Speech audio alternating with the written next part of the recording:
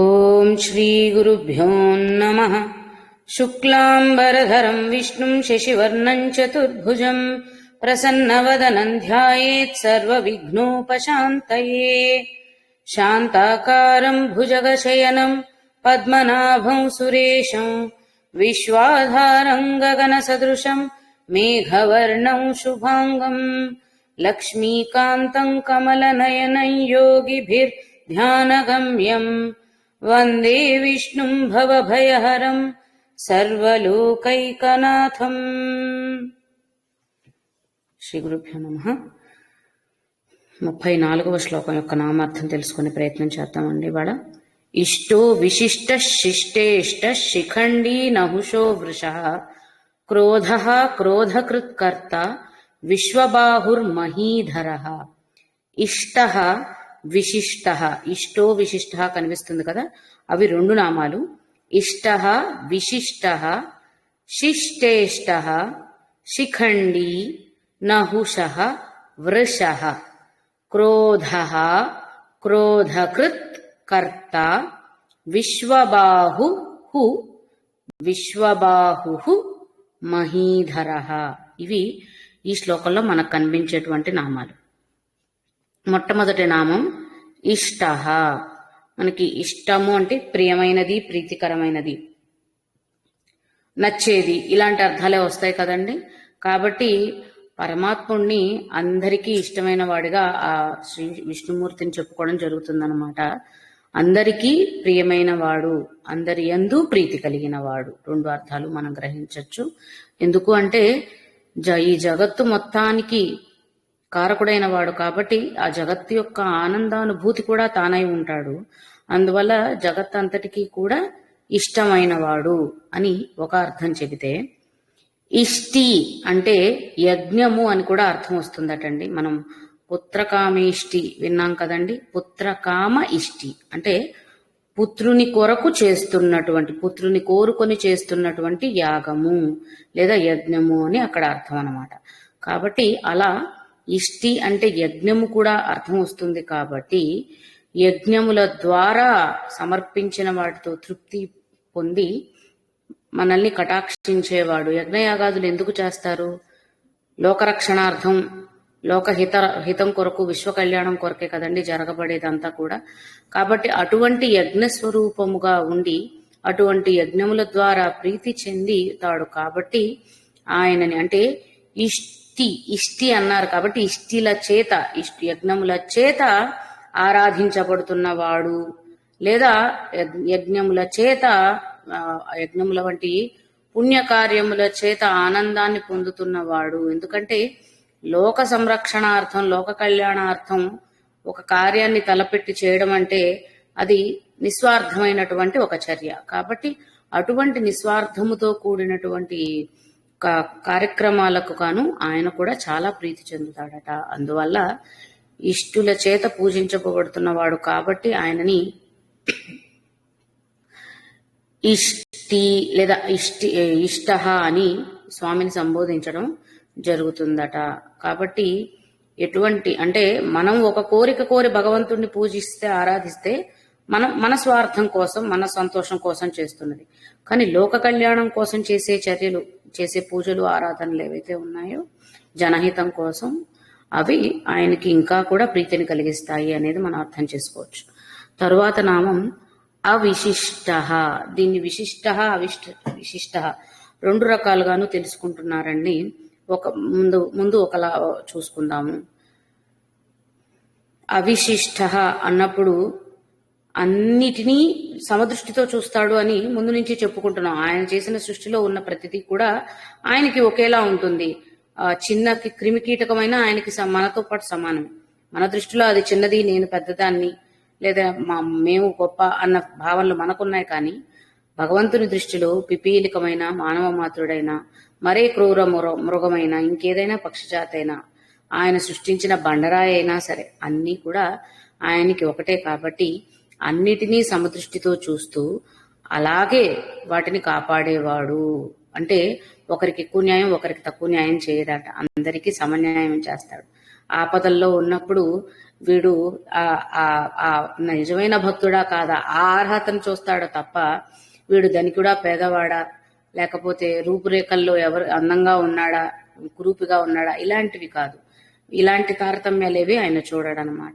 ఆపదల్లో ఉన్నవాడు ఆర్తిగా ప్రార్థించాడు, ఆ నిజమైన భక్తిని మాత్రమే గ్రహిస్తాడు తప్ప పరమాత్మ ఘనంగా పూజలు చేశాడా, నాకు ఏంటి ఖరీదైనటువంటి వస్తువుల్ని సమర్పించాడా, ఆ అంగరంగ వైభవంగా నా వేడుకలు చేశాడా, ఇట్లాంటివేమీ చూడండి పరమాత్మ.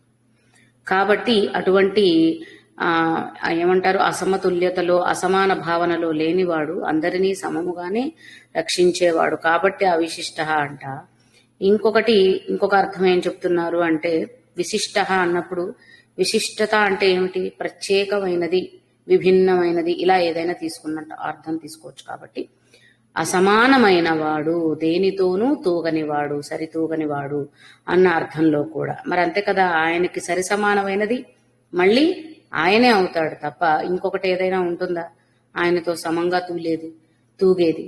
కాబట్టి ఆయన పరమాత్మ యొక్క ఆ విష్ణుమూర్తి యొక్క ఏమంటారు అసమాన తత్వాన్ని సూచించే నామంగా కూడా దీన్ని తీసుకుంటున్నారు.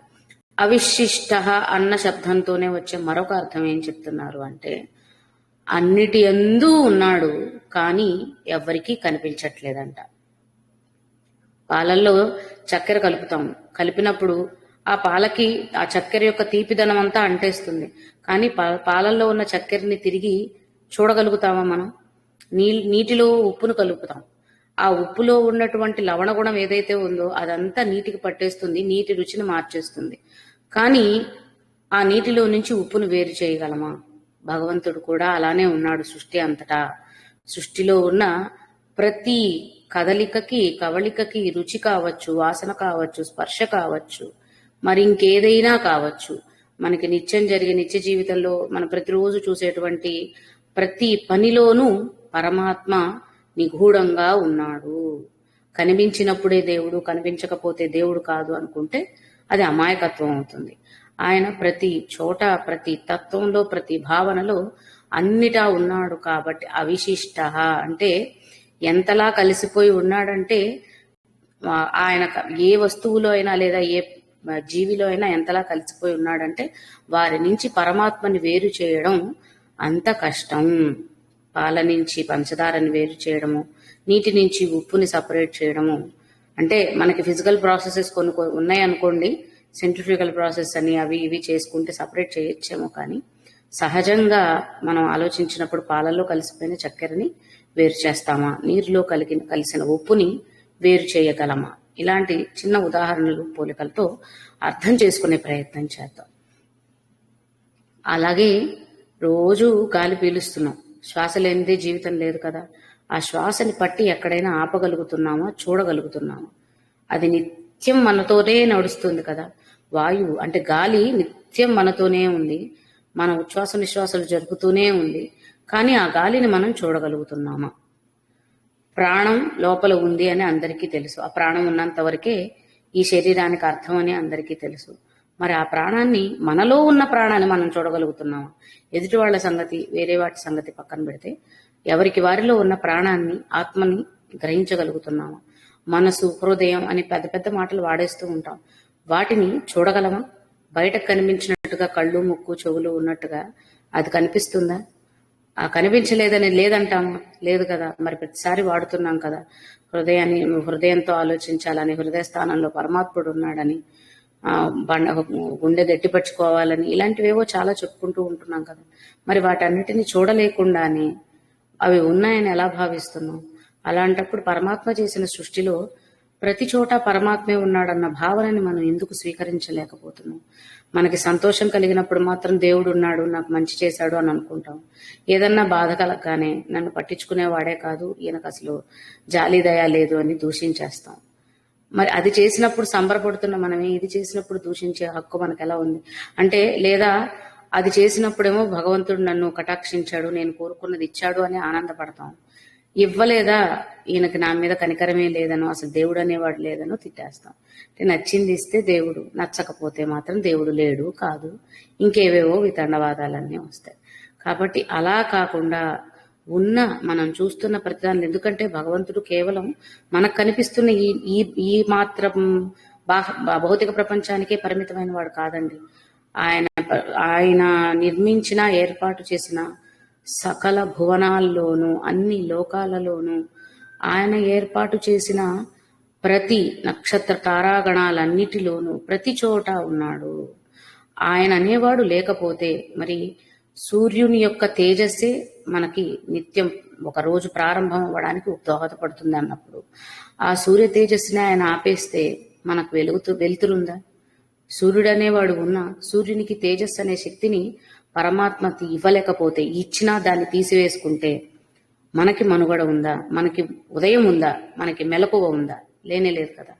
కాబట్టి మన కళ్ళు, చెవులు, ముక్కు అన్నీ వాటి వాటి పనులు సక్రమంగా నిర్వహిస్తున్నాయి అంటే వాటిలో కనిపించకుండా ఉన్న ఆ శక్తి, పరమాత్మ యొక్క శక్తి వల్ల ఇవన్నీ నడుస్తున్నాయి.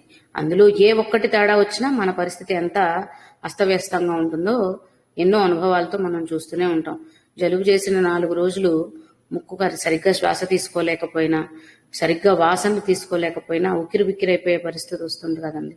మరి 4 రోజులు ముక్కు పని చేయకపోతే ఇలా ఇబ్బందిగా ఉంటుంది.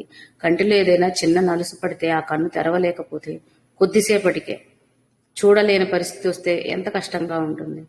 కాబట్టి ప్రతి అవయవము, ప్రతి అంగము, ప్రతి భాగము, సృష్టిలో ఉన్న ప్రతిదీ కూడా ఆ పరమాత్మ శక్తి చేత, అంటే పరమాత్మే అన్నిట్లో అంతర్లీనంగా ఉండడం వలన అవన్నీ కూడా వాటి వాటి పనులన్నీ సక్రమంగా చేయగలుగుతున్నాయి. వాటిలో ఎక్కడ ఏ మాత్రం ఏ చిన్న తేడా వచ్చినా సరే మరి మరుక్షణం అనేది మనం కనీసం ఊహించుకోగలమా లేదా అన్నది మనం ప్రశ్నించుకోవాల్సిన విషయం. ఆ విధంగా ఆయన ఉనికిని అన్ని చోట్ల చూడగలగడమే అవిశిష్ట అన్న నామానికి నిజమైన అర్థాన్ని ఇస్తుందండి. మనకి నచ్చినట్టుగా చూడడం కాకుండా ఉన్న ప్రతిదీ ఆయనే అని తెలుసుకోగలిగితే అది నిజంగా భగవతత్వాన్ని తెలుసుకున్న విషయం.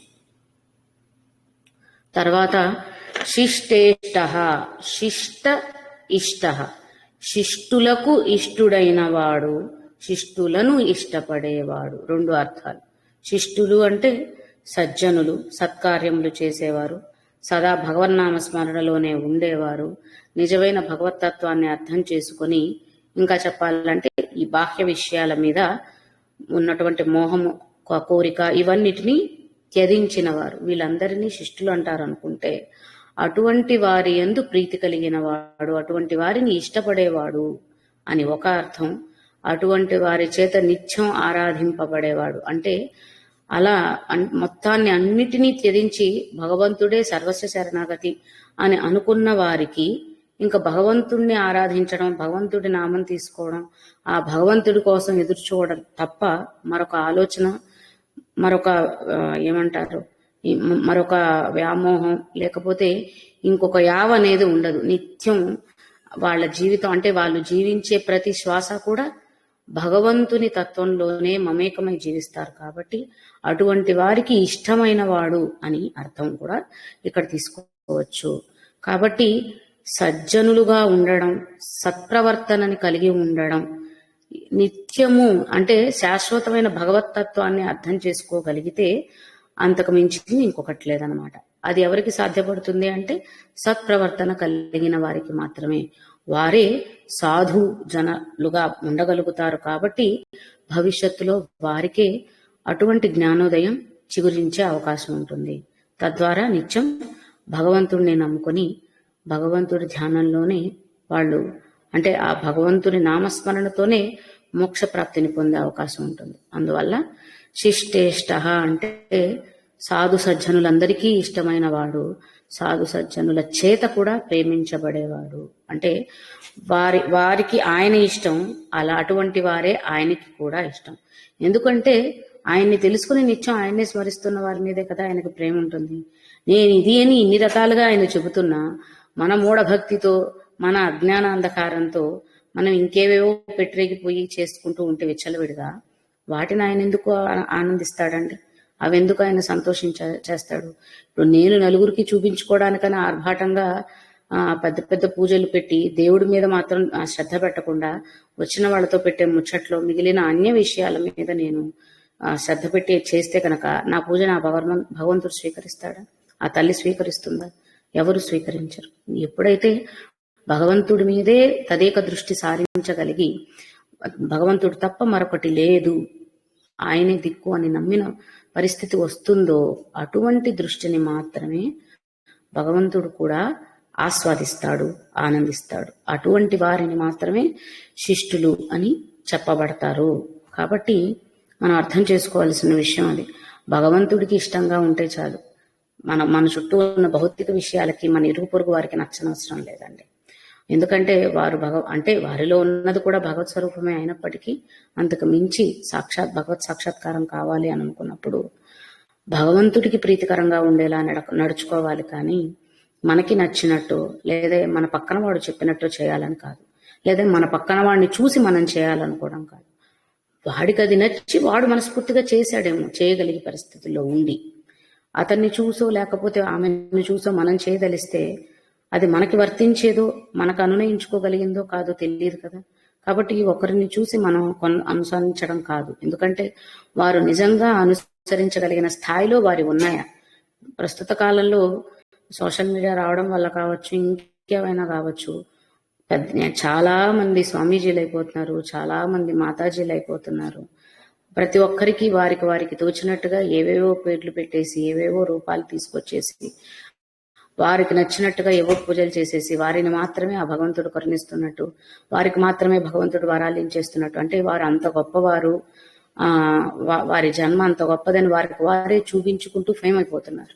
అది ఎంతవరకు నిజమో అనేది తెలుసుకోకుండా మనలాంటి వారు ఎక్కడ ఎవరు ఏ పూజ చేస్తున్నారన్నా, ఎక్కడ ఎవరికి తల్లి అమ్మవారు వచ్చి చెప్పింది, అయ్యవారు వచ్చి చెప్పారనుకున్నా టకటకా వెళ్ళిపోయి కొబ్బరికాయలు కొట్టేసి పూజలు చేసి గుళ్ళు కట్టేసేసి మేమే నిజమైన భక్తులు, మాకే ఈ అదృష్టం దక్కింది, అక్కడికి వెళ్ళి మేము మాత్రమే అది దర్శనం చేసుకోగలిగాము, ఇట్లాంటివన్నీ మాట్లాడతాం. అవన్నీ అసలు ఎంతవరకు నిజాలు అనేది ఆలోచించుకోవాలి. దర్శన భాగ్యం కలగాలి అని అనుకుంటే అది ఒక ఆత్మకి, అంటే మానసికంగా కలిగేటువంటి అనుభూతి అండి. విగ్రహాన్ని చూసి విగ్రహానికి ఉన్న అలంకరణను చూసి పొందే అనుభూతి కాదు, మానసికంగా రావాలి. ఆ భగవంతుణ్ణి లేదా ఆ తల్లిని, ఆ తల్లి దగ్గర అవుతున్నాం, ఆ తల్లిని అర్థం చేసుకుంటున్నాం అనే మానసిక పరిణతి వస్తుంది చూడండి. అప్పుడు కలిగితే ఆ భావన అది నిజమైన భావన. ఒక గుడికి వెళ్ళి కాసేపు దర్శనం చేసుకొని రావడం వల్ల, లేకపోతే విఐపి టికెట్తో స్పెషల్గా దొరికి విఐపి దర్శనం చేసుకొని రావడం వల్ల అదృష్టవంతులం అనుకుంటే అంతకంటే అమాయకత్వం ఇంకోటి ఉండదన్నమాట. కాబట్టి శిష్టేష్ట అన్నప్పుడు భగవంతుడు మెచ్చే విధంగా ఉండాలి, ఆ భగవంతుణ్ణే ఎప్పుడూ ఇష్టంగా కలిగి ఉండాలి. ఇవి మనం అర్థం చేసుకోవాల్సినవి. మనకు భగవద్గీత 7వ అధ్యాయంలో కూడా మొత్తం ఇవే, దీనికి సంబంధించిన శ్లోకాలే ఎక్కువగా వినిపిస్తూ ఉంటాయండి. చతుర్విధా భజంతే మాం జనా సుకృతి నోర్జున ఆర్థో జిజ్ఞాసురార్థార్థి జ్ఞానీచ భరతర్షభ. అంటే 4 విధములుగా చతుర్విధా భజంతే మాం, 4 విధములుగా పూజించేవారు ఉన్నారు అని. అంటే అర్థార్థులు అంటే మనం తెలుసు కదా, సుఖ సంపదలు కోరుకునేవారు, లేదా శారీరకంగా మానసికంగా ఏదైనా బాధ కలిగినప్పుడు ఆర్తిగా భగవంతుడిని వేరుకుంటాం, నువ్వేనయ్యా, నువ్వే కాపాడు, దీని నుంచి ఎట్లయినా నన్ను బయటపడేయి అని. అలాగే ఇంకా దీనికంటే ఉన్నతంగా ఈ ఐహిక భౌతిక విషయాలన్నిటినీ వీడి పరమాత్మ యొక్క తత్వాన్ని అర్థం చేసుకోవడానికి ఇష్టపడేవారు, అటువైపుగా తమ సాధన చేసేవారు ఉంటారు. వారిని జిజ్ఞాసులు అనాలంట. ఆర్థో జిజ్ఞాసులు అర్థార్థి అన్నాం కదా, అర్థార్థులు జిజ్ఞాసువులు. ఆర్థో అంటే శారీరక మానసిక సమస్యలు కలిగినప్పుడు ఆర్థిక అర్థించేవారు ఆర్తులు. జిజ్ఞాసులు అంటే భగవతత్వాన్ని మాత్రమే పొందాలని ఇచ్చ కలిగి అటువైపుగా సాధన చేసేవారు. అర్థార్థులు ఇప్పుడున్న, అంటే జీవిస్తున్న జీవితంలో కావలసినవన్నీ సమకూర్చమని ప్రార్థించేవాళ్ళు. ఆ తర్వాత పరమాత్మ యొక్క ప్రాప్తి పొందటం వల్ల, అంటే జ్ఞానోదయం కలగడం వల్ల వచ్చిన అనుభూతి ఏదైతే ఉందో వారందరినీ కూడా జ్ఞానులు, జిజ్ఞాసులు. ముందు పరమాత్మ తత్వాన్నే పొందాలనుకుని సాధన చేస్తున్న వారు జిజ్ఞాసులు, ఆ పరమాత్మని పొందిన వారు జ్ఞానులు అని చెప్పబడతారట. ఈ విధమైన వాళ్ళందరూ కూడా ఆయన్ని పూజిస్తారు. అంటే ఐహిక సుఖముల కోసం, ఐహిక విషయాల కోసము ప్రార్థిస్తారు. శారీరక మానసిక సమస్యల నుంచి విముక్తి కలిగించమని ప్రార్థిస్తారు. అలాగే భగవంతుడే కావాలి, నువ్వే కావాలని ప్రార్థిస్తారు. తర్వాత భగవంతుడిని పొందిన తర్వాత ఇక నువ్వు తప్ప వేరే ఏముంది, నువ్వే నేను, నేనే నువ్వు అన్న భావనలోకి వెళ్ళిపోతారు కదా వాళ్ళు జ్ఞానులు. ఈ విధంగా ఇంతమంది ఉన్నప్పటికీ కూడా వీరిలో ఎవరి భక్తిని స్వీకరిస్తాడు పరమాత్మ అంటే, పరమాత్ముని అందే ఏకీభావంగా ఏకాగ్రతను కలిగి ఉండి వేరే అన్య విషయాల కోరికలు ఆశలు ఏమీ లేకుండా ఆ పరమాత్మ తత్వాన్ని మాత్రమే పొందాలనుకున్న వారు ఎవరైతే ఉన్నారో, అంటే జ్ఞానులను అవ్వబడుతున్న వారు ఎవరైతే ఉన్నారో వారి చేత, అంటే ఆ జ్ఞానులనే వారు ఇష్టంగా తీసుకునేది ఆయననే అని ఒక అర్థం. అటువంటి వారే నాకు కూడా నచ్చుతారు అని పరమాత్మ చెప్తున్నాడట. తేషాం జ్ఞాని నిత్యయుక్త ఏకభక్తిర్ విశిష్యతే ప్రియో హి జ్ఞానినోత్యర్థం అహం సచ మమ ప్రియ, అహం సచ మమ ప్రియ, నాకు నచ్చుతారు. ప్రియో హి జ్ఞానినోత్యర్థం, జ్ఞానులకు నేను ప్రియముగా ఉంటాను, అటువంటి జ్ఞానులే నాకు కూడా నచ్చుతారు, ఇష్టలుగా ఉంటారు అని పరమాత్మ భగవద్గీతలో చెప్పాడట. కాబట్టి ఈ విధంగా చూసుకున్నప్పుడు కూడా మనకి ఇంకొకటి ధనుర్మాసం కాబట్టి తిరుప్పావై నుంచి కూడా ఒక అర్థం తీసుకుందాం. ఆ అమ్మవారు గోదాదేవి ఆ పరమాత్ముణ్ణి ఏ విధంగా వర్ణించుకున్నదంటే, పాలకడలిలో మేగడ పొత్తిళ్లలో హాయిగా నిద్రిస్తున్న ఓ నారాయణ, ఎంత చక్కటి వాడివయ్యా నువ్వు, అందరి గుండెల్లో నువ్వే ప్రాణదీపముగా ఉండేది నువ్వే కదా, ఆ చెవులారా నీ నామాన్ని నేను ఆ విందుగా స్వీకరిస్తున్నాను అని ఆ తల్లి ఎంతో తాదాత్మ్యతతో పరమాత్ముని లేదంటే ఆ విష్ణుమూర్తిని ప్రార్థన చేసిందట తిరుప్పావై 6వ పాసురంలో. కాబట్టి ఇన్ని విధాలుగా చూసుకున్నా అంటే పరమాత్ముని నామము తప్ప మరొకటి అవసరమే లేని స్థితిలో వారు ఉన్నారు. కాబట్టి అటువంటి గోదాదేవి ఆయనకి ప్రియమైనది. భక్తులు మిగిలిన మనం ఎన్నో గొప్ప గొప్ప భక్తుల కథలు వింటూ ఉంటాం. వారు ఇంకా ఆయన తప్ప మరొకటి లేదు అన్న స్థితిలోకి వెళ్ళిపోతున్నారు. కాబట్టే వారందరూ ఆయనకి ఇష్టమైన భక్తులుగా శాశ్వతంగా చిరకాలంగా అందరి చేత స్మరించబడుతున్నారు. ఇది మనం అర్థం చేసుకోవాల్సిన విషయం. అటువంటి స్థాయికి ప్రతి ఒక్కరూ ఎదగాలి అని కూడా కోరుకోవాలి. ఇప్పుడు కాకపోతే ఈ సాధన, ఇప్పుడు కలిగిన కోరిక తర్వాతి జన్మల్లో అయినా తీరచ్చేమో కదా, అందుకోసం. ఇది మనకి శిష్టేష్ట అన్న నామం నుండి. తర్వాత శిఖండి. శిఖండి అంటే మనం భారతంలో చూసిన శిఖండి గురించి లాస్ట్ టైం చర్చించుకున్నాం.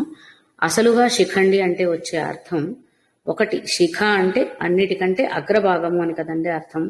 శిఖ భాగము అంటే అన్నిటికంటే పైది. శిఖాగ్ర స్థానాన్ని శిఖండి అని అనాలట.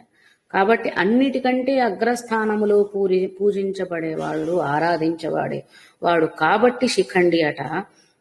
అలాగే మనం కుండలిని రూపంలో అర్థం చేసుకున్నప్పుడు ఖడ్గమాలలో కానీ లలితలో కానీ ఏం అర్థం చేసుకున్నాం, ఆ కుండలిని శక్తి అంతా కూడా సహస్రారాన్ని దాటి ఆ పైన ఒక తేజస్సులాగా, వెలుగులాగా, జ్యోతిలాగా ఉంటుంది. అదే నిజమైన శాశ్వతమైన పరమాత్మ స్థానం అని గ్రహించాం. అటువంటి తేజోమయమైన పరమాత్మని శిఖండి అని అంటారట. శిఖాగ్రమున ఉన్నటువంటి తేజస్వరూపమే పరమాత్మ అని చెప్పడం శిఖండి యొక్క అర్థము. కాబట్టి అటువంటి దివ్య తేజస్వరూపాన్ని భగవంతుడిని తెలుసుకోవడం కోసం, అలాగే ఆయన తేజస్సే అంటే అన్నిటికంటే అగ్రంగా ఉన్నాడు కాబట్టి అక్కడ నుండి ఆయన తేజస్సు నుండి ప్రసరిస్తున్న కిరణాలే సృష్టి అంతా వ్యాపించి ఈ సృష్టి ఏర్పడింది అనేది కూడా అర్థం చేసుకోవచ్చు. మనం శరీరానికి కుండలిని అన్వయించుకున్నప్పుడు ఏం చెప్పుకున్నాం, ఇక్కడ ఉన్నటువంటి సహస్రార స్థానంలో ఉన్నటువంటి ఆ శక్తే ఈ శరీరంలోని అన్ని అవయవాల గుండా ప్రసరిస్తూ ఈ కుండలిని కలుపుతుంది. మూలాధారం నుండి సహస్రారం వరకు అని అనుకున్నప్పుడు ఈ శక్తే సహస్రారం నుండి మూలాధారం దాకా ప్రసరిస్తూ తిరిగి మూలాధారం నుండి సహస్రారానికి కనెక్ట్ అవుతుంది. అదే శక్తే వ్యాపించింది దేహం అంతా అనేది అర్థం చేసుకున్నాం. కాబట్టి ఈ సృష్టికి శిఖరాగ్ర భాగాన ఉన్న పరమాత్మ, అన్నిటికంటే ఉన్నతంగా ఉన్న పరమాత్మ యొక్క శక్తి లేదా తేజస్సే సృష్టి అంతా కూడా విస్తరింపజబడి ఉంది అనేది ఒకటి మనం అర్థం చేసుకోవాల్సినది తత్వపరంగా. ఇంకొకటి రూపవర్ణన పరంగా తీసుకుంటే చెప్తున్నది ఏంటంటే, శిఖండి అన్నప్పుడు ఆ నెమలి పింఛమును ధరించిన వాడు ఆ కృష్ణ పరమాత్ముడి రూపంలో కూడా శిఖండి అన్న నామాన్ని తెలుపుతున్నారండి. కాబట్టి ఎందుకంటే శిఖ అంటే ఏంటి, మనకు జుట్టు ముడి పెట్టుకొని ఉంటే దాన్ని శిఖ అంటారు కదా. కాబట్టి అందులో అలంకరింపబడిన నెమలి పింఛాన్ని ధరించి ఉన్నవాడు కాబట్టి శిఖండి అని, లేదా మనం ఇందాక అనుకున్నట్టు తేజస్సు, ఐశ్వర్యం, ఏదనుకున్నా సరే అన్నిటికంటే అగ్రస్థానము అదే మకుటముగా కలిగి దాని యొక్క అందమే అంతటా ఉంది. అంటే అలంకరణ ప్రాయంగా చెప్పుకునే ఒక వస్తువైనా నెమలి పింఛాన్ని చెప్పుకున్నా దానివల్లే ఆ అందం ఇంకాస్త పెరిగింది అన్న ఉద్దేశంలో చెప్పడానికే పరమాత్మ యొక్క తేజస్సే పరమాత్మకి నిజమైన ఆభరణం అనేది కూడా మనం ఇక్కడ అర్థం చేసుకోవాల్సిందన్నమాట. కాబట్టి శిఖరాగ్ర స్థానంలో ఉన్నంత, అంటే అంతటి గొప్ప తేజస్సు, అంతటి గొప్ప ఐశ్వర్యం ఎవరికీ అందలేనంత ఎత్తులో ఉంది కాబట్టి ఆయనని శిఖండి అని చెప్పుకోవచ్చట. తర్వాతి నామం నహుషః.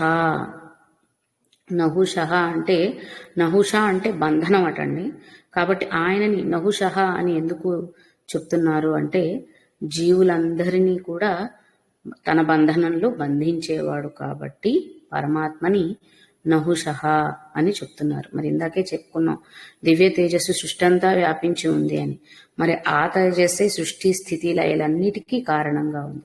అంటే సృష్టినంతా నడుపుతున్నవాడు, నడిపిస్తున్నవాడు, అన్నీ తానే ఉన్నాడు, తన అధీనంలోనే అన్నీ నడుస్తున్నాయని గ్రహగతుల దగ్గర నుండి, కాలమానం దగ్గర నుండి, మన ఉచ్ఛ్వాస నిశ్వాసాల వరకు కూడా ప్రతిదీ ఆయన నిర్ణయంతోనే, ఆయన నియంత్రణలోనే జరుగుతుంది. కాబట్టి ఆయనను నహుషః, అన్నిటినీ కూడా బంధించేవాడు. జీవాత్మ పరమాత్మ అంటూ ఉంటాం కదా, అలా ప్రతిదీ కూడా పరమాత్మ బంధనంలోనే ఉండి జరుగుతుంది. కాబట్టి ఆ బంధం మంచిదేనా అంటే, మనల్ని కట్టేశాడా స్వేచ్ఛ లేకుండా అంటే, తల్లి ప్రేమ మనల్ని కట్టేసి ఎదగకుండా చేస్తుందా? చేయదు కదా. ఎదగడానికే పోషణగా నిలబడుతుంది. అట్లాంటిదే భగవంతుడి ప్రేమ కూడా. కాబట్టి అటువంటి ప్రేమ బంధనంతో కట్టేసి తనని తన వైపుకు లాగుతున్నవాడు మనందరినీ. అది ఎలా? జ్ఞానాన్ని ప్రసాదిస్తూ. కాబట్టి ఈ విధంగా అందరినీ తన బంధనాల్లో బంధించేవాడు కాబట్టి తన మాయతో, తన మాయాశక్తితో, నిన్నటి శ్లోకం నామాల్లో చెప్పుకున్నాం కదా మాయా అన్నప్పుడు లీలలని. కాబట్టి ఆయన మాయాశక్తితో మనందరినీ కూడా బంధించి నడిపిస్తున్నవాడు కాబట్టి నహుషః అవుతున్నాడు. తర్వాత నామం వృషః. కాబట్టి ఆయన ఆ మాయతో, మనం ఇంకా చెప్పుకోవాలి అని అంటే కనుక నహుషః అన్నప్పుడు ఆ మాయతో నడిపిస్తున్న పరమాత్మని చూడడం అందరికీ సాధ్యమవుతుందా అంటే, త్రిగుణాత్మకమైన శరీరంతో ఆ పరమాత్మని గ్రహించలేము. ఎందుకంటే ఆయన త్రిగుణాతీతుడు. మనం కూడా ఆ త్రిగుణాతీతమైనటువంటి శక్తిని సంపాదించగలిగినప్పుడే పరమాత్మను గ్రహించగలుగుతాము. అందుకే ఈ త్రిగుణాల్లో మనల్ని ముంచేస్తున్నాడు కాబట్టి మాయ. ఆ మాయని ఛేదించి వెళ్ళగలిగినప్పుడు పరమాత్మ. తర్వాత వృషః. మనం ఈ నామం ఇదివరకు కూడా మనకి చాలాసార్లు వచ్చింది. ధర్మస్వరూపముగా, ధర్మరూపముగా వృషః అన్న నామాన్ని తీసుకున్నాం. అలాగే వృష అన్నప్పుడు వర్షించుట, కురియుట, ఈ అర్థాల్లో కూడా వృష అన్న నామాన్ని మనం ముందు నామాల్లో గ్రహించడం జరిగింది. అవే అర్థాలను ఇక్కడ కూడా కొనసాగింపజేస్తూ ధర్మస్వరూపుడిగా ఒకటి చెప్తున్నారు. ఇంకా కురిపించుట అంటే కురియుట అన్న అర్థం చెప్పుకున్నాం కాబట్టి భక్తుల యొక్క కామితార్థములన్నిటినీ కూడా వర్షించేవాడు, అంటే మనం కోరిన కోరికలన్నీ తీర్చేవాడు అని చెప్పడం కోసం వృషః అన్న నామాన్ని చెప్తున్నారు. అలాగే ఇంకొక అర్థం ఏం చెప్తున్నారు, ఇంకొక అంటే వర్షించుట అంటే మనకి భౌతికంగా ఇవాళ సంతోషంగా ఉండడానికి ఏదన్నా కోరుకొని అది తీర్తే చాలు, తృప్తి పడిపోతాం. కానీ నిజమైన జ్ఞానులకు ఏం కావాలి? ఎప్పటికీ కూడా ఈ సంసారం అనే తాపం వారి దగ్గరికి చేరకుండా ఉండాలి. అలా ఎవరైతే జ్ఞానంతో జ్ఞానులుగా ఉండి పరమాత్మని చేరుకోవడానికి తపిస్తున్నారో వారిని ఈ సంసార తాపము నుండి ఉపశమనం కలిగించడానికి వారికి తన కరుణా దృష్టిని వర్షముగా కురిపిస్తాడు. అంటే తన కరుణాపూరితమైన దృష్టితోనే వాళ్ళని ఆ తాపముల నుండి ఉపశమనం కలిగేలా చేస్తాడు అని కూడా ఇంకొక అర్థం తీసుకోవచ్చటండి. కాబట్టి సంసార తాపం నుండి బయటకు పడేయడానికి వర్షించే అమృతమూర్తిగాను, భౌతిక ఐహిక విషయ సుఖముల ప్రాప్తి కోసమే ప్రార్థించే వారికి, ఎందుకంటే ఇవి తీరినప్పుడే, ఇక్కడ తృప్తి పడినప్పుడే ఆయన వైపుకు వెళ్ళగలుగుతామేమో అని మన కోరికలు కూడా తీరుస్తున్నాడు. కాబట్టి అంటే కోరికలు తీరుస్తున్నాడంటే ఒకరికి తీరినప్పుడు నాకు తీరలేదు కదా మరి అని మళ్ళీ ప్రశ్నించుకోవద్దు. అది మనకు అవసరమైతే, మనకు కావాల్సింది అయితేనే జరుగుతుందని ముందు నుంచి తెలుసుకుంటున్నాం. అది ఎప్పుడు గుర్తుపెట్టుకుందాం. కాబట్టి అటువంటి భక్తులైన వారు నిజంగా మన ఇష్టాలన్నీ తీరాలి అంటే అలాంటి భక్తి తత్వమే మనం కూడా కలిగి ఉండాలి. దేవుడి పూజ మాత్రం నిష్టగా చేసి ఇరుగు పొరుగు వారిని అందరినీ హింసించి బాధిస్తూ ఉంటే అది భక్తి అనిపించుకోదు కదండి. చూసే వాళ్ళకి అమ్మో పెద్ద పెద్ద పూజలు చేసేశారు, చాలా గొప్పగా ఇవన్నీ చేస్తూ ఉంటారు, నిత్యం ఎప్పుడు క్రమం తప్పకుండా ప్రతి మాసంలో ప్రతి తిథిలో ప్రత్యేకమైన రోజుల్లో ఇటువంటి గొప్ప గొప్ప పూజలన్నీ చేశారని ఎదుటి వాళ్ళకి కనిపిస్తుందేమో. కానీ వారి యొక్క మనస్తత్వం తెలిసిన వారికి నిజంగా అర్థమవుతుంది. ఇన్ని పూజలు చేసినా వాళ్ళ బుద్ధి మారినప్పుడు ఉపయోగం ఏంటి అని ఎంతో మందిని చూసినప్పుడు అనుకుంటూ ఉంటాం కదా. కాబట్టి అదే ఎప్పుడూ గుర్తుపెట్టుకోవాలి. మనమైనా సరే అంతే. మన బుద్ధి వక్రంగా ఉండి భగవంతుడిపైన దృష్టి సారించినంత మాత్రాన మనం భక్తులమని చెప్పబడము. మన నిజమైన భక్తులం అనుకోవాలి అంటే మన బుద్ధి కూడా అంతే తిన్నగా ఉండాలి. అందరిలోనూ భగవంతుని చూడగలిగే విధంగా ఆ స్థాయికి వెళ్ళగలిగినప్పుడే నిజమైన భక్తులం అవుతాం. అప్పుడు అటువంటి భక్తుల కోరికలు తప్పకుండా తీరుతాయి. ఇంకా అటువంటి భక్తులు ఏం కోరుకుంటారండి? ఐహిక విషయాలు కోరుకోరు కదా, భగవంతునే కోరుకుంటారు. అటువంటి కోరికలు తీరుతాయి, అది ఇక్కడ చెప్పుకుంటుంది. కాబట్టి అటువంటి భక్తుల ఇష్టాలను తీర్చేవాడు, అటువంటి భక్తుల తాపాలను ఉపశమనం కలిగించేవాడు ధర్మస్వరూపుడు.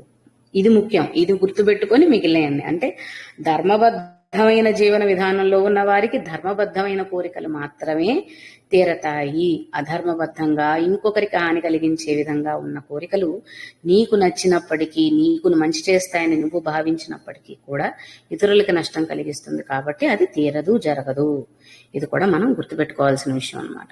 ఇది వృష అన్న నామం. తర్వాత క్రోధ, మనకి ముందు శ్లోకంలో కామకృత్ కాంత వచ్చాయి. ఇక్కడ క్రోధ, క్రోధకృత్ కర్త అని వస్తున్నాయి.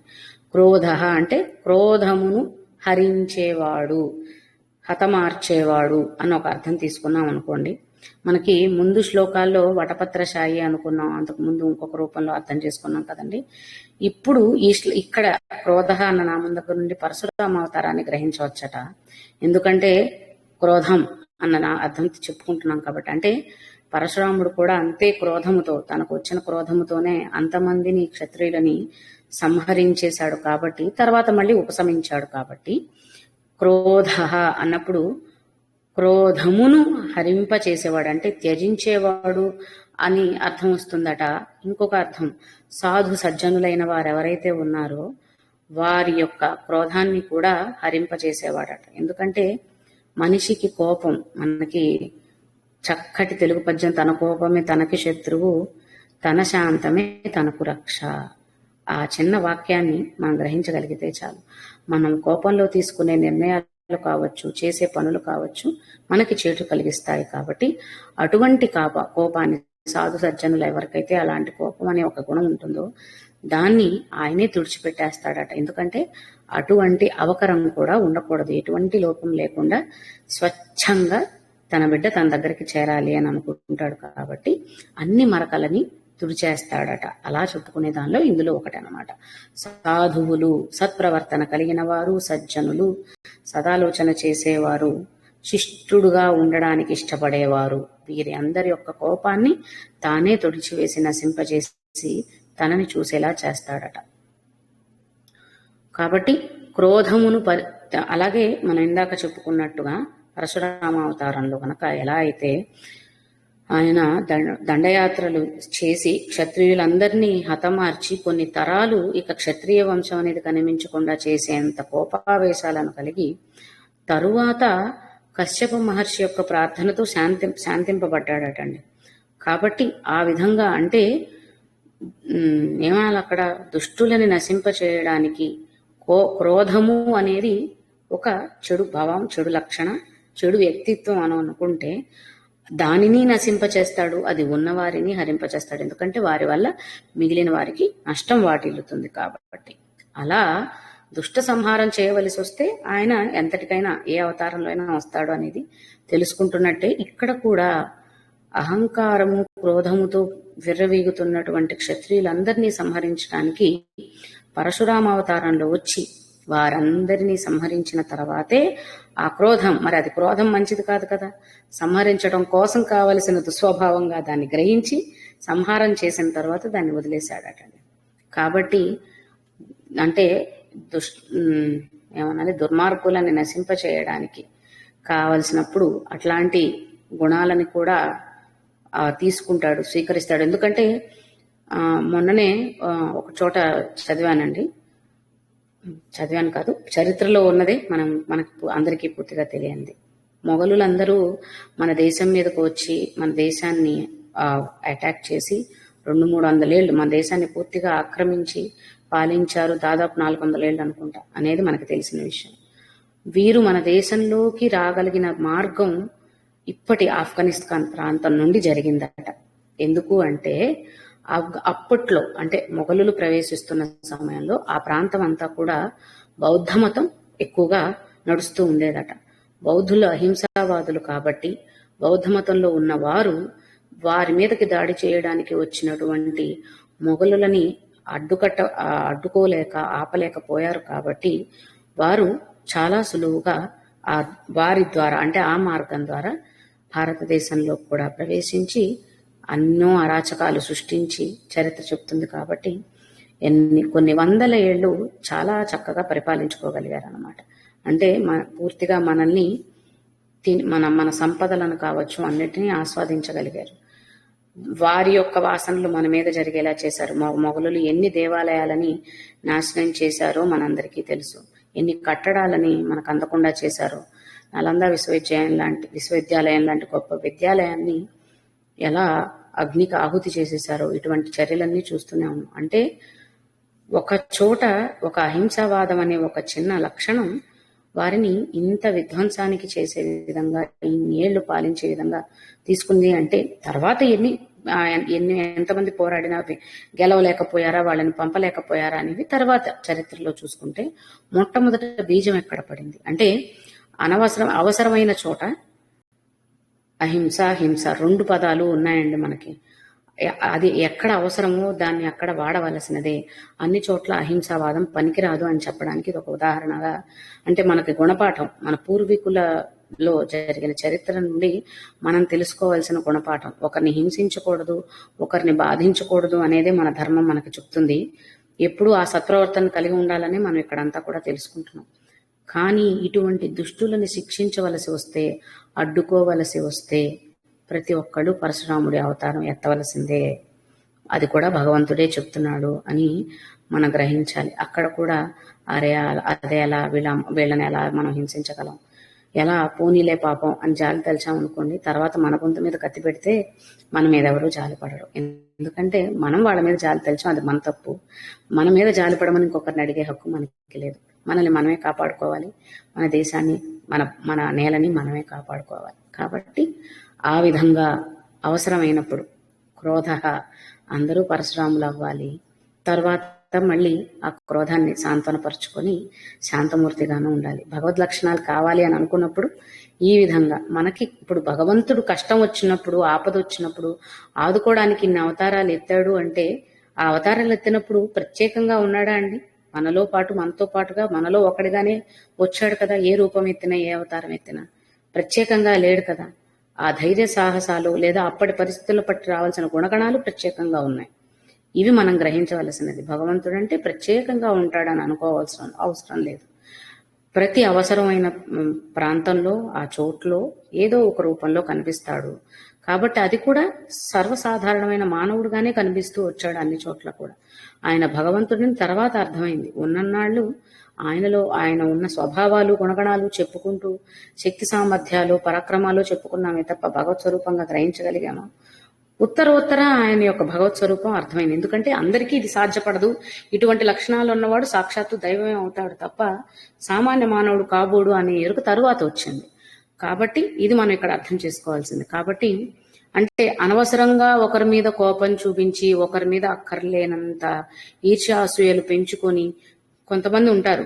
బంధువుల్లో ఏవో చిన్న చిన్న అన్నదమ్ములు గొడవలు కావచ్చు, ఇంకేవైనా ఆస్తి తగాదాలు ఇంకేవో జరిగితే పూర్తిగా వాళ్ళతో మాటలు ఆపేసేసి ఎంత కోపం పెంచేసుకుంటారంటే పగలు ప్రతీకారాలు పెట్టేసుకొని ఎలా అయినా సరే వాళ్ళని నాశనం చేయాలని వాళ్ళ నాశనమే కోరుకుంటూ వీళ్ళు నశిస్తారండి. అది ఎవరికీ అర్థం కాదు.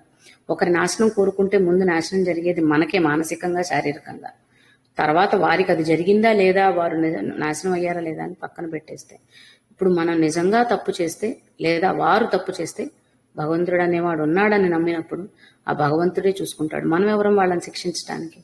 లేదా అంతటి ద్వేషాన్ని ఎందుకు ఒకరి మీద పెంచుకోవాలి? నిజంగా అంతటి పాపాత్ముల మనతో పాటు చిన్నప్పటి నుంచి కలిసి పెరిగిన వాళ్లే కదా, వాళ్ళ గురించి మనకు తెలియదా?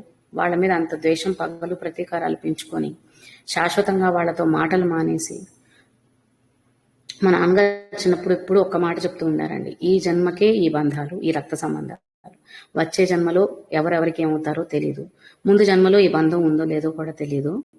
ఉన్నప్పుడు ఈ బంధాలన్నింటినీ కూడా ఎప్పుడు మనం నిలబెట్టుకోవాలి, వాటిని ఎప్పుడు గౌరవించాలని ఎప్పుడు చెప్తుండేవారు. ఆయన అన్నప్పుడు మాకు ఎప్పుడు అర్థం కాలేదు, ఇప్పుడు తెలుసుకుంటున్నప్పుడు నిజమే కదా అని అనిపిస్తుంది. అంటే పెద్దవాళ్ళు చెప్పినవి గౌరవించి స్వీకరించే పరిస్థితుల్లో ఇప్పటి తరం లేదు, అది ఒప్పుకుంటాను. కానీ అవసరం కూడా ఉంది అనేది కూడా గ్రహించాలి. ఆ బాధ్యత కూడా మనది. ఎందుకంటే ఇందాక మనం చెప్పుకున్నాం కదా, తన కోపమే తనకు శత్రువు.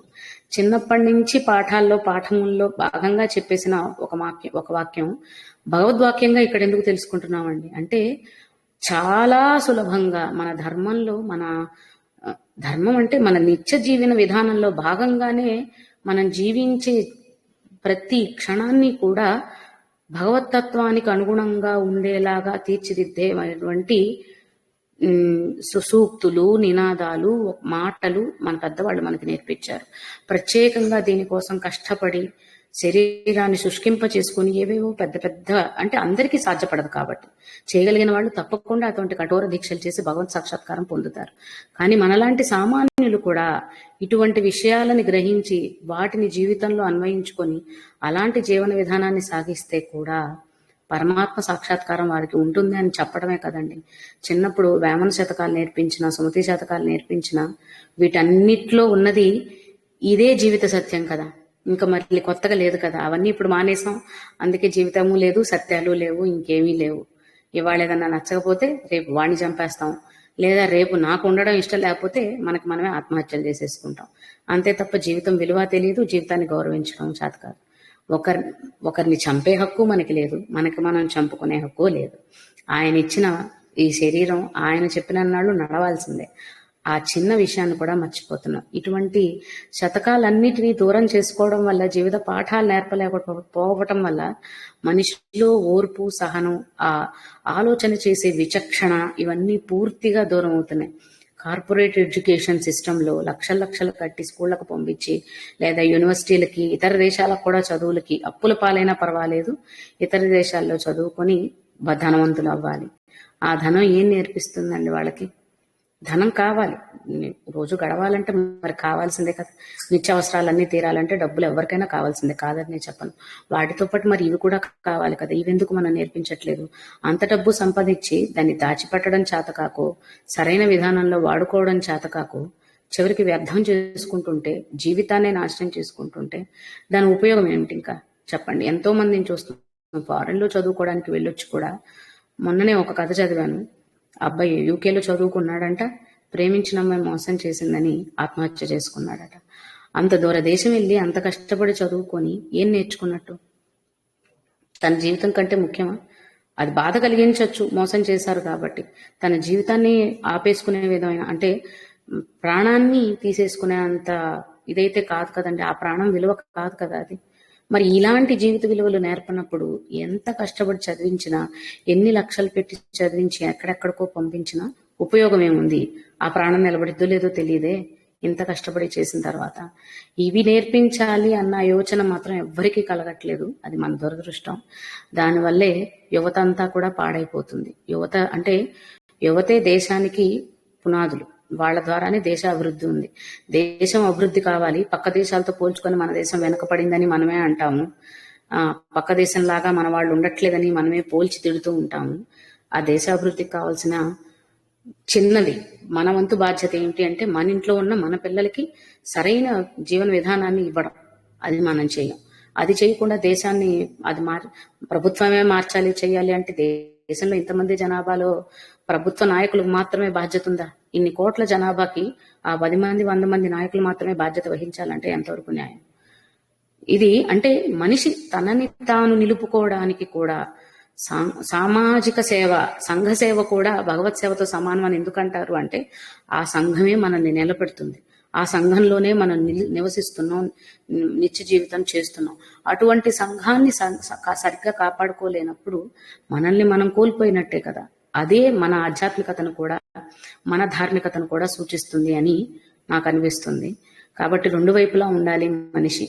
అంటే సోషలైజ్ అవ్వడం, సోషల్ రెస్పాన్సిబిలిటీ తీసుకోవడం కూడా ప్రతి ఒక్కడి పౌరుని బాధ్యత. దాంతో నాకు పని ఏంటి, నా ఇంటి వరకు నాకుంటే చాలు కదా. చిన్న ఉదాహరణ, ఇల్లంతా శుభ్రం చేసి చెత్త అంతా తీసుకెళ్లి నడు రోడ్డు మీద పడేయడం. నా ఇల్లు శుభ్రంగా ఉంటే చాలు, రోడ్డు ఎలా ఉన్నా నాకు అవసరంలా. ఆ రోడ్డు మీదే కదా నిత్యం మనం నడవాల్సింది. ఆ రోడ్డు అక్కడ నుంచి ప్రసరించే గాలినే కదా మనం పీల్చుకోవాల్సింది. మరి ఆ గాలిలో ఈ ధూళి రేణువులన్నీ వెళ్ళి మళ్ళీ చివరికి మన దగ్గరికే కదా వస్తున్నాయి. మనం చేసిన ఈ పిచ్చి పని వల్ల మనకు కూడా నష్టం జరుగుతుంది కదా. ఇది ఎవరికీ ఉండదు. మన ఇల్లు శుభ్రపడింది కదా, బయట ఎలా ఉంటే నాకేంటి అని అనుకుంటాం. ఆ బయట కూడా నాదే అని అనుకోగలిగితే అంతా బాగుంటుంది, అందరూ బాగుంటారు. కాబట్టి మనం ఒక్కరమే బాగుండాలని అనుకున్నా కూడా మనము బాగోమని ఇక్కడ అర్థమవుతుంది. స్వార్థం కోసం చేసుకున్నా ఆ స్వార్థం మనల్ని కరిగించేస్తుందే తప్ప నిలబెట్టదు. ఓకే, సో ఇది క్రోధ అన్న నామంలో క్రోధమును నశింపచేసేవాడు, క్రోధులను హరించేవాడు. ఆ క్రోధం అనే గుణం వాళ్ళని అంత వికృత చేష్టలు చేసే విధంగా చేస్తుంది. కాబట్టి వాళ్ళని నిలుపు చేయడానికి మరి ఏదో ఒక చర్య భగవంతుడికి తీసుకోక తప్పదు. కాబట్టి ఆ విధంగా అదే విధంగా ఎవరైతే భగవత్ సాక్షాత్కారం, అక్కడి నుంచి సాధు సజ్జనులు అని చెప్పుకుంటున్నప్పుడు జ్ఞానులు అనబడేవారు ఎవరైతే ఉన్నారో వాళ్ళకి పరమశత్రువు కూడా ఈ క్రోధం అనే లక్షణమేనండి. కాబట్టి అటువంటి వారి నుంచి ఆ లక్షణాన్ని హరింపచేస్తేనే వారు పరిపూర్ణమైన భగవతత్వాన్ని స్వీకరించిన వారవుతారు అనేది ఇంకొక అర్థం. అందువల్ల అటువంటి వారి యందు ఉన్న క్రోధం అనే స్వభావాన్ని పూర్తిగా హరించేస్తాడు. తర్వాతది క్రోధకృత్. ఇందాక క్రోధమును హరించేవాడు. ఇప్పుడు క్రోధకృత్ అంటే ఆ కోపమును కలిగి ఉన్నవాడు, వహించినవాడు. ఇందాక మనం అనుకున్నాం కదా, అవసరమైనప్పుడు ఆ కోపం కూడా కావాల్సిందే. ఆ సంహారం చేయాలి అంటే నవ్వుతూ వెళ్ళి చంపలేం కదండి, లేకపోతే నవ్వుతూ వెళ్ళి చంపదెబ్బ కొడితే పిచ్చోళ్ళు అంటారు. తప్పు చేసినప్పుడు అదే భావం మనకు కూడా వచ్చేస్తుంది కదా. అంటే మనం అంతటితో పోల్చుకోగలిగిన వాళ్ళం కాదు కానివ్వండి. ఆయన క్రోధకృత అంటే ఆయన కోపాన్ని వహించవలసిన పరిస్థితి ఎప్పుడు వస్తుంది? అంతటి దుష్ట వ్యవహారాలు పెరిగిపోయినప్పుడు, పెట్టరేగిపోయినప్పుడు అంతే కోపోద్రిక్తుడే ఆయన కూడా వచ్చి సంహారం చేస్తాడు. అందువల్ల దుర్జనులయందు, సజ్జనులను ఆ క్రోధము నుండి కాపాడేవాడు కాబట్టి క్రోధ అని పిలువబడుతున్నాడు.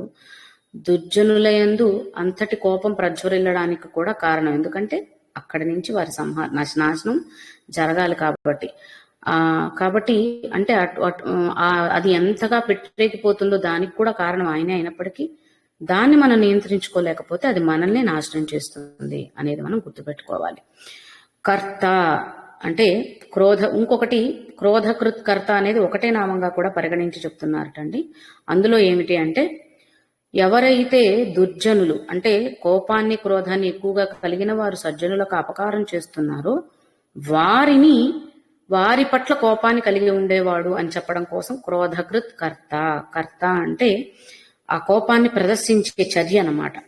క్రోధకృత్ అంటే కోపాన్ని కలిగి ఉన్నాడు అన్నాం కదా, మరి ఆ కోపాన్ని ప్రదర్శించే చర్య కూడా జరుగుతుంది కాబట్టి అది కర్త అని వ్యవహరించబడుతుంది. అంటే మనం ఇందాక చెప్పుకున్నట్టు పరశురామ అవతారంలో కార్తవీర్యుణ్ణి సంహరించాల్సి వచ్చింది అని అంటే మరి ఆ కోపంతోనే కదా, ఆ కోపం వల్లే కదా జరిగింది. అలాగే సృష్టి కార్యం జరగడానికి కూడా తానే కారణం. అదేవిధంగా ఈ కోపోద్రిక్తులైన వారు, క్రోధ స్వభావం కలిగి ఉన్న వారు, దుర్జనులైన వారు సజ్జనులని హింసిస్తున్నప్పుడు, బాధ పెడుతున్నప్పుడు అటువంటి వారిని నశింపజేసేవాడు కూడా, సంహరించేవాడు కూడా కాబట్టి క్రోధకృత్కర్త అని చెప్తున్నారు అన్నమాట. తర్వాత విశ్వబాహు, విశ్వమంతా వ్యాపించి ఉన్న బాహువులు కలిగిన వాడు. మరి ఈ భూమినంతా మోయాలి కదా, ఈ భూమినంతా మోసే వరాహమూర్తి బాహువులు కూడా అంతే విశాలమైనవి, బలమైనవి అయినప్పుడు మాత్రమే అది సాధ్యపడుతుంది. కాబట్టి అటువంటి బాహువులు కలిగిన వాడు అని ఒకటి. ఇంకొకటి దుష్టులను సంహరించడానికి, ఎందుకంటే క్రోధకృత్కర్తగా ఆయన్ని ఇప్పుడే చూసాం కాబట్టి అటువంటి సంహారం చేయడం కోసం వ్యాపించి ఉన్న బాహువులు కలిగిన వాడట.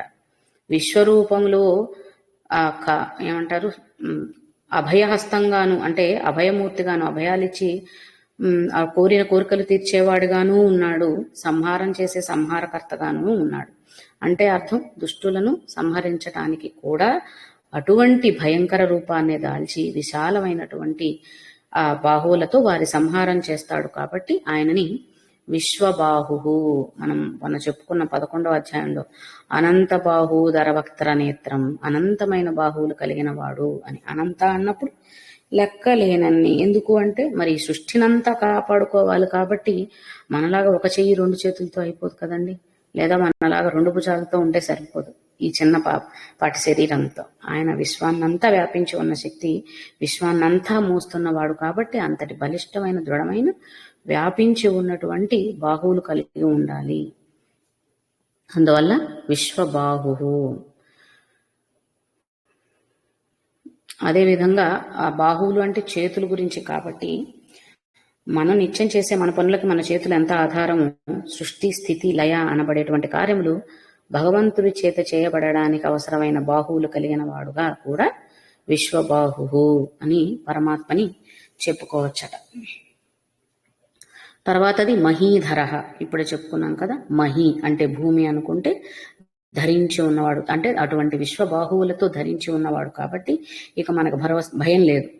అంత దృఢంగా ఉన్నటువంటి ఒక వ్యక్తి, మంచి బలవంతుడు మన దగ్గర ఉన్నాడు అనుకోండి, ఎవరికైనా ఎదురెళ్ళడానికి ధైర్యంగా ఉంటాం కదా, భయపడకుండా. అట్లాగే ఇంతటి శారీరక దారుఢ్యం, విశాలమైన బాహువులు కలిగిన పరమాత్మ మనల్ని మోస్తున్నాడు అని అన్నప్పుడు ఎక్కడో పడిపోతాము, ఏదో జరిగిద్ది అని భయం అవసరం లేదన్నమాట.